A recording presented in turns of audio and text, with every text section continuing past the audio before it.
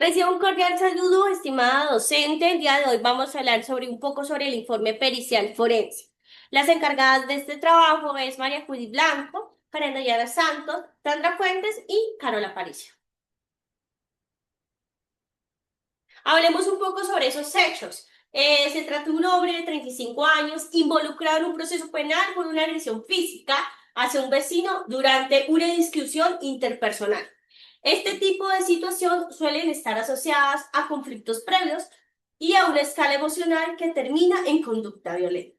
El evaluado manifiesta que actuó bajo una percepción de provocación o amenaza, lo cual es importante analizar porque nos indica que su conducta no fue completamente aleatoria, sino que estuvo mediada por una interpretación subjetiva del entorno. Además, él refiere el consumo ocasional de alcohol antes del evento. Desde la psicología forense, este aspecto es relevante porque el alcohol puede actuar como un factor decididor, es decir, reduce el control del impulso y facilita respuestas agresivas, pero no necesariamente elimina la responsabilidad penal de ello. Otros elementos claves es que el sujeto menciona una laguna mental respecto al momento exacto de la agresión. Esto nos obliga a analizar si se trata de una amnesia emocional, es decir, por alta carga afectiva, o un proceso disociativo o una posible simulación. Finalmente, hay que resaltar que también presenta unos antecedentes. Entre ellos están la celotipia, que son esos celos intensos y los conflictos interpersonales frecuentes, lo cual sugiere un patrón de dificultad en la regulación emocional y en la forma de relacionarse con otros factores que aumentan pues el riesgo de esta conducta agresiva. Hablemos un poco sobre el mandato judicial ahora. Aquí se plantea pues una pregunta orientadora. Como la podemos ver en pantalla, nos habla sobre si existían alteraciones en el estado mental del evaluado que anularán su capacidad de comprender la ilicitud de su conducta y y autodeterminarse. La autoridad judicial solicita determinar si el evaluado presenta pues esa alteración en su estado mental que afecta dos capacidades fundamentales, la cognitiva y la evolutiva. La cognitiva hace enfoque a que si podía comprender su conducta era ilícita y la evolutiva si podría controlar su comportamiento y actuar conforme a esa comprensión. Estas dos capacidades son la base del concepto de imputabilidad del derecho penal. El objetivo principal de la evaluación es establecer si existe o no inimputabilidad, lo cual implica determinar si el sujeto tenía una alteración mental grave que anularía dichas capacidades. También es importante que aclaremos que la función del psicólogo forense no es decir si es culpable o inocente, no, sino aportar un análisis técnico sobre el estado mental del evaluado. ¿Cómo dar claridad a ello?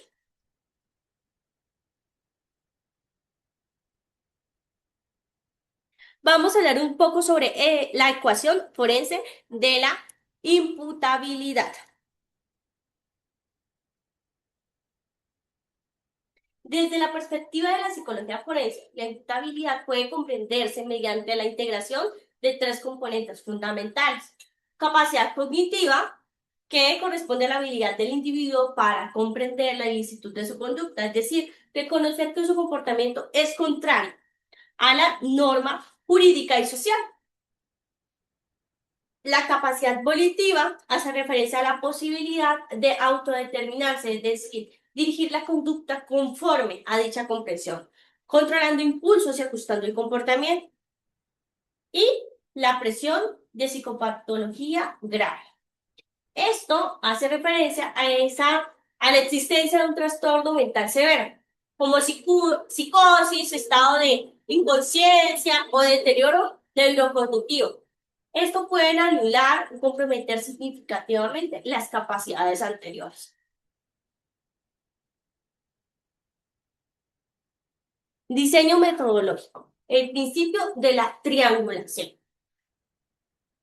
El proceso de evaluación se estructura bajo el principio de triangulación metodológica, el cual contribuye un criterio fundamental de la psicología forense, al permitir la integración de múltiples fuentes de información con el fin de aumentar la validez y confiabilidad del análisis. En este caso, la triangulación se desarrolla a partir de tres ejes principales. Entrevista clínica forense, esa perspectiva subjetiva, el cual permite pues, explorar la narrativa del evaluado, su historia personal, emocional y la reconstrucción de eventos, así como evaluar la coherencia del discurso y posibles indicadores de simulación. Tenemos también la observación conductual, perspectiva conductual. Facilita el análisis del lenguaje verbal y no verbal, la reactivación emocional y la actitud frente al proceso y la congruencia entre discurso y comportamiento. Y por último, tenemos el análisis documental y psicométrico, esa perspectiva objetiva, el cual permite contrastar la información del evaluado con evidencia externa y resultados estandarizados.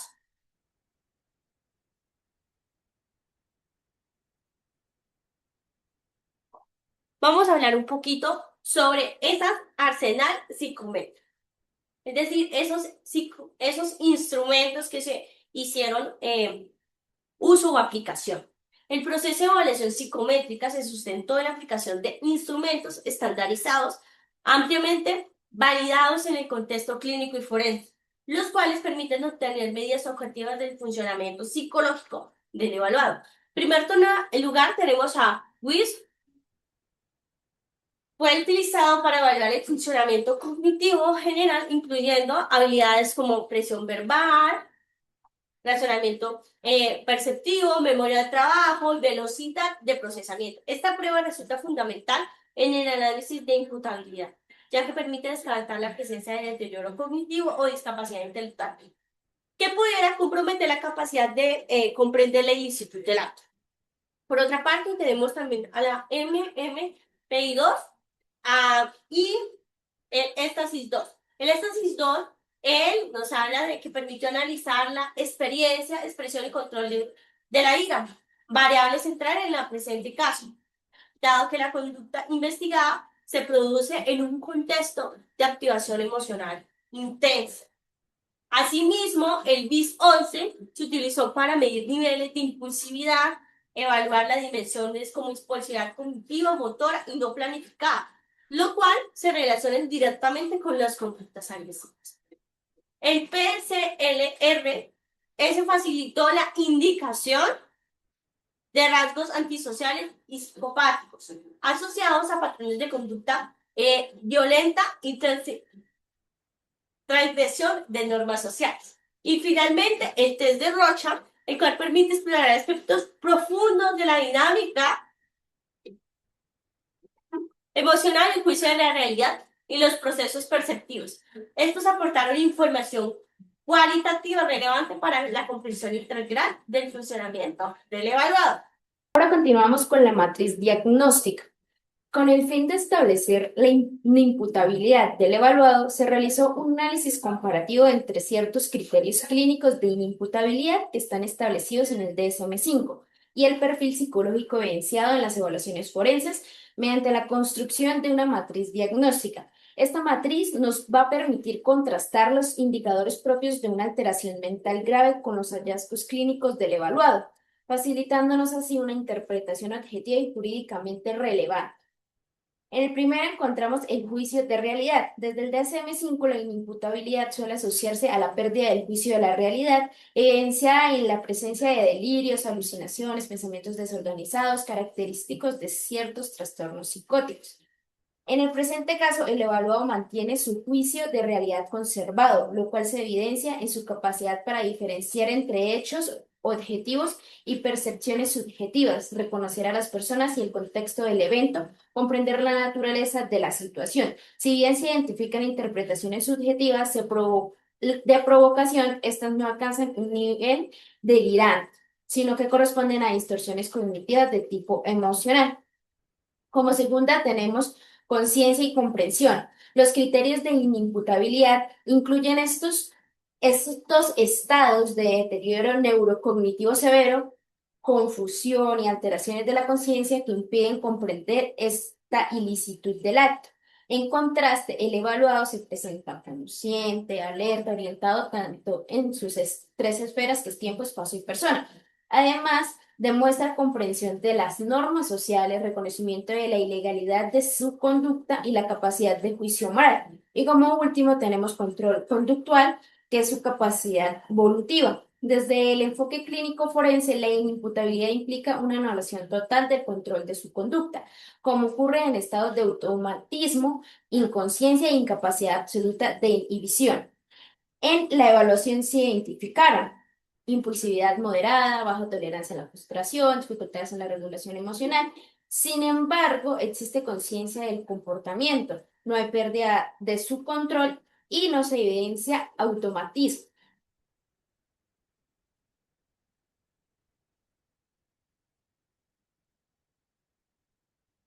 Ahora encontramos el perfil cognitivo. Dentro de esta diapositiva debemos enfatizar que el evaluado mantiene sus funciones mentales superiores preservadas al momento de los hechos, lo que es determinante para su análisis dentro de la inimputabilidad. Durante la evaluación, el sujeto se mostró orientado en sus tres esferas, con adecuada conciencia de sí mismo y del entorno. Su discurso fue coherente, lógico, organizado, sin alteraciones del pensamiento, ni ideas delirantes, ni bloqueos, ni ideas fugaces ni nada por el estilo, ni desorganizado. Tampoco se observaron alteraciones perceptivas como alucinaciones.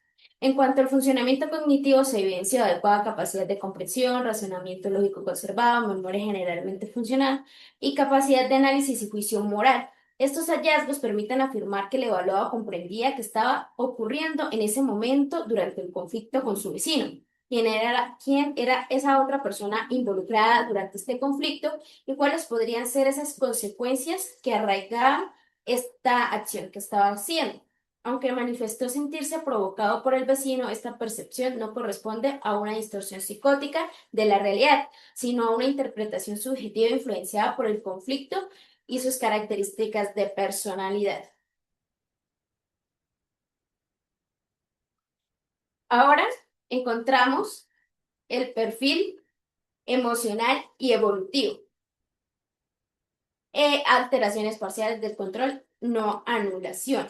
En esta diapositiva es importante centrarnos en la conducta del evaluado. No fue producto de una enfermedad mental grave ni de una pérdida total del control, sino de una respuesta impulsiva favorecida por una alta carga emocional. Desde una entrevista forense y la observación conductual, se identificó que el evaluado presentó una tendencia a reaccionar de forma intensa ante situaciones que percibe como amenaza o injustas.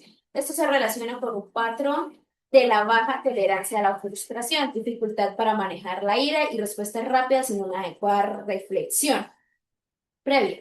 Estos hallazgos se refuerzan a través de pruebas como ETSTATSI 2, que evalúa esa experiencia y esa expresión de la ira, y el BITS 11 que mide ese rango de impulsividad que tiene la persona. Y desde un punto de vista más neuropsicológico, estas dificultades sugieren una disminución del control inhibitorio, es decir, de esa capacidad que tiene de tener una conducta impulsiva una vez que se activa una emoción intensa. Sin embargo, es clave aclarar que esta disminución no equivale a una anulación de su voluntad. El evaluado conserva esa capacidad de tomar decisiones, aunque no con menor eficacia en ese momento por su estado emocional. En términos jurídicos, esto significa que existe una afectación parcial dentro de su capacidad evolutiva, considerada como un factor atenuante, pero insuficiente para considerarse inimputable. La conducta es muy voluntaria, aunque influenciada por la impulsividad y la desregulación emocional. Bueno, ahora bien, vamos con el papel que juega el alcohol y varios factores de vulnerabilidad, que es un facilitador no eximiente en este caso puntual de este hombre de 35 años. En esta diapositiva es importante integrar cómo varios factores previos se combinaron para facilitar esta conducta agresiva de este hombre.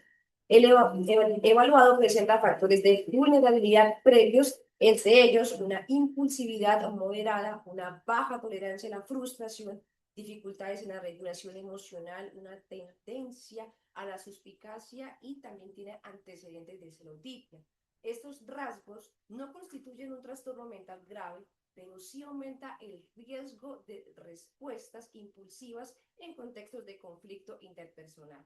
A esto se suma el consumo ocasional del alcohol y desde este punto de vista neuropsicológico, el alcohol actúa como un desinhibidor del sistema nervioso central, generando ¿qué? Menor autocontrol, un aumento de la impulsividad, una mayor reactividad emocional y una menor capacidad de valorar consecuencias inmediatas. En este caso puntual, analizando, el alcohol probablemente actuó como un factor precipitante o facilitador, potenciando una predisposición previa al descontrol emocional. Sin embargo, es importante aclarar que no existían signos de intoxicación severa, no hubo pérdida de conciencia, no se reportó estados confusionales y el sujeto mantuvo un contacto con la realidad.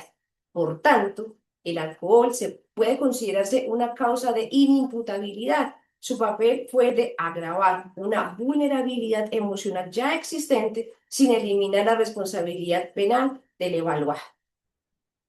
Vamos ahora entonces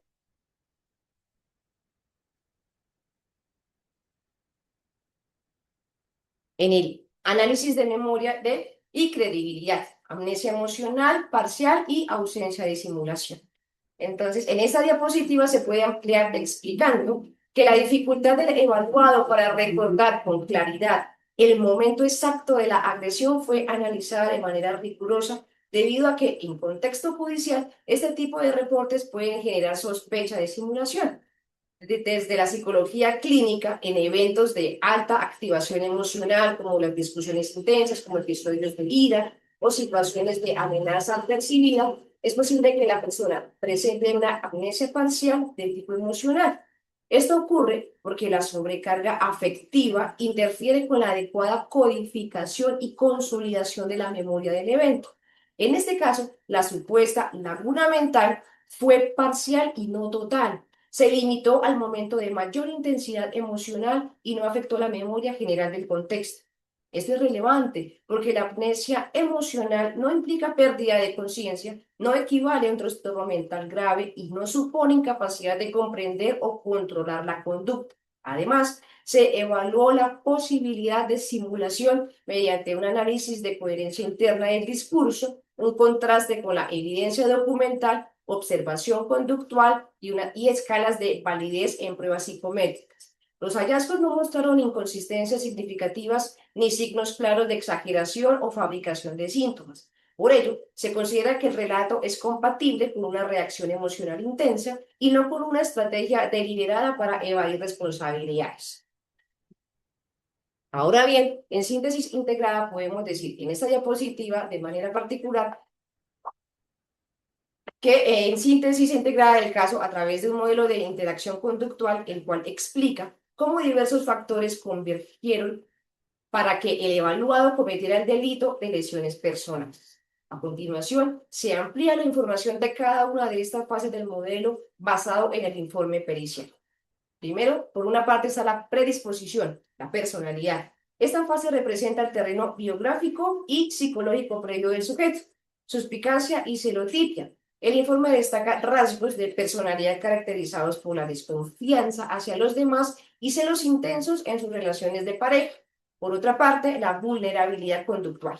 Estos rasgos no constituyen una enfermedad mental, sino una configuración de la personalidad que lo predispone a interpretar situaciones de manera sesgada, facilitando respuestas defensivas o agresivas. Por otra parte, el gatillo o factor situacional se refiere al evento inmediato que activó la respuesta del evaluado. Conflicto interpersonal. La conducta ocurre durante una discusión con un vecino. Por otra parte, la interpretación subjetiva de amenaza. Bajo el modelo de Lazarus y Folkman, el evaluado percibió que terceros intentaban perjudicarlo y esta percepción de provocación actuó como el disparador de su activación emocional. Como tercera medida tenemos el catalizador o el contexto, que actúa como un elemento que acelera o facilita la pérdida del control.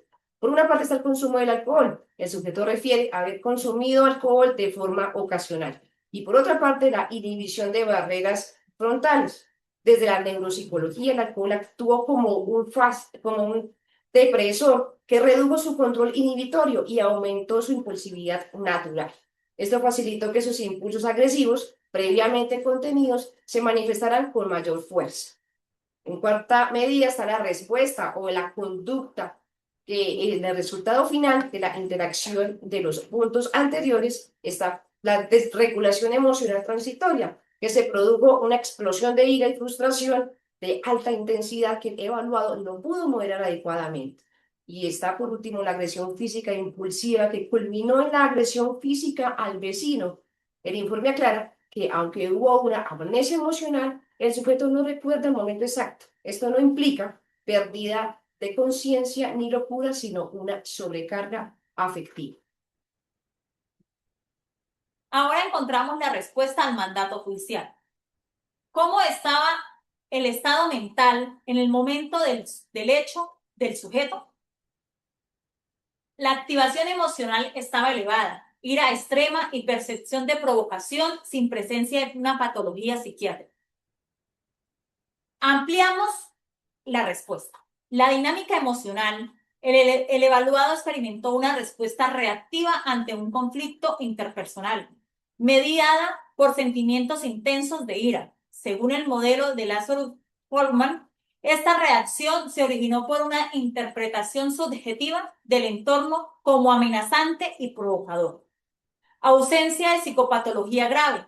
La evaluación descartó la presencia de trastornos psicóticos, delirios o alucinaciones, trastornos neurocognitivos o estados de alteración de la conciencia que pudieran comprometer el contacto con la realidad. El fenómeno de la laguna mental. El sujeto refirió dificultad para recordar el momento exacto de la agresión. Técnicamente, esto se clasificó como una amnesia parcial de tipo emocional, la cual es común en situaciones de alta carga afectiva y no implica una pérdida de conciencia ni una enfermedad mental. Conclusión del estado. Se trató de una desregulación emocional transitoria, aunque sus efectos estaban exacerbados. Sus funciones cognitivas superiores y su juicio de realidad se mantuvieron intactos. La capacidad de comprender la ilicitud, totalmente conservada. Funcionamiento intelectual normal. Las pruebas y la entrevista confirmaron que el sujeto posee una capacidad de razonamiento lógico y comprensión dentro de los parámetros normales. Conciencia normativa y moral. El evaluado fue capaz de verbalizar, reconocer explícitamente que la agresión física en una conducta reprochable social y legalmente, esto demuestra que entendía las reglas de convivencia y las consecuencias jurídicas de sus actos. Diferenciación entre sesgo y delirio. Es crucial distinguir que, aunque el sujeto se sentía perjudicado por su vecino, sesgo cognitivo emocional, esta idea no constituye una creencia delirante estructurada. El sujeto no estaba fuera de la realidad, simplemente interpretaba la realidad de manera suspicaz debido a su rasgo de personalidad. El criterio clínico, siguiendo los criterios del DSM-5, la incapacidad de comprender la ilicitud suele reservarse para casos de enfermedad mental grave, condiciones que no se cumplen en este individuo.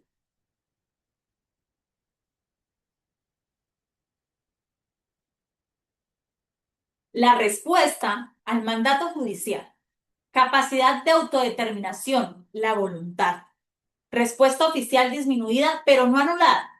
En el ámbito forense, esta conclusión es fundamental para diferenciar entre un sujeto que elige actuar, aunque bajo presión emocional, y uno que no tiene control sobre sus actos. El sustento técnico o la balanza de la voluntad. El peritaje establece un equilibrio entre lo que el sujeto aún podía controlar y los factores que dificultaron su control. La capacidad conservada, autodirección, voluntaria activa. El evaluado no presentó un estado de automatismo o inconsciencia. Su comportamiento fue una respuesta reactiva voluntaria, es decir, aunque estaba influenciado por emociones intensas, Su acción no fue determinada de la manera irresistible. Mantenía la capacidad de dirigir su conducta conforme a la comprensión de que lo que hacía estaba mal. La eficiencia disminuía, factores interferencia, impulsividad moderada. Presentaba una tendencia a responder de forma rápida y poco reflexiva ante un estímulo emocional. La desregulación emocional, una activación intensa de la ira y una baja tolerancia a su frustración redujeron su capacidad de freno. Efecto del alcohol. El consumo ocasional actuó como un desinhibidor químico, reduciendo temporalmente el control inhibitorio y potenciando la impulsividad persistente. El matiz legal y conclusión de la imputabilidad. La distinción entre disminuida y anulada es clave para la determinación jurídica de este caso. La reducción del control inhibitorio, el evaluado tenía dificultad para detener sus impulsos agresivos en situaciones de tensión, pero no una incapacidad total para no hacerlo. Inexistencia del trastorno mental grave. Al no presentar psicosis, estados de inconsciencia o deterioro neurocognitivo, no se cumplen los requisitos para la imputabilidad. Concepto de imputabilidad. El sujeto sabía lo que hacía, cognición conservada y podían controlarse, aunque con dificultad. La voluntad disminuida, por lo tanto, es penalmente imputable. Atenuantes, los factores mencionados, ira, alcohol, la impulsividad, se proponen como elementos que pueden influir en la dosificación de la pena, pero no eliminan la responsabilidad penal del sujeto. El sujeto es penalmente imputable. La conclusión principal del informe establece que el individuo posee la capacidad legal para responder por sus actos. Estas determinaciones se sustentan en dos pilares fundamentales. Capacidad cognitiva conservada.